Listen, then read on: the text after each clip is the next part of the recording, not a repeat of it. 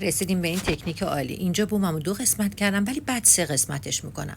اومدم یه قسمت رو شروع کردم رنگ اکریلیک زدن.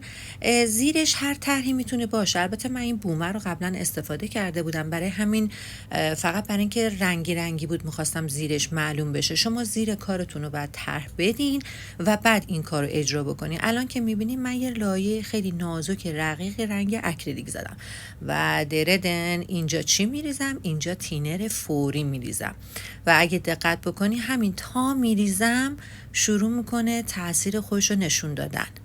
حالا میریم 2 تا ماده دیگه هم میخوایم استفاده کنیم. تینر یه همچین حالتی که البته به نظر من تینر رو بیشتر بزنیم عمقاش هم بیشتر میشه. حالا من اینجا فقط با در تینر داشتم یه ذره میریختم، این مدلی در اومد. بریم بعدیمون رو امتحان کنیم ببینیم چی میشه. اینجا مرحله 2 اومدم این سمت چسب و رنگ زدم و بازم میبینین دوباره دارم رقیق رنگ میزنم، یه رنگ روشن دارم میزنم که اون رنگ تیره زیرش معلوم بشه.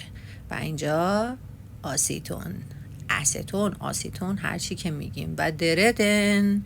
ببینین چه حبابای خوشگلی بهمون داد. این طرح خیلی جالب تر شد.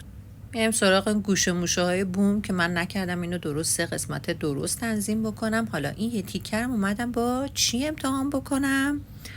با همین الکلایی که دستامون رو ضد عفونی میکنیم. خواستم ببینم با اونام جواب میده.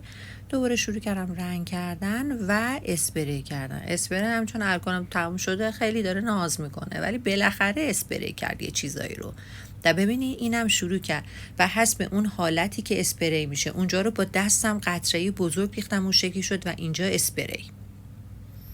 پس به نوع ریختنم بستگی داره. اگه اسپری کنی حبابای ریز و اگه قطره‌ای با دست بریزین حبابای درشتر درست میکنه.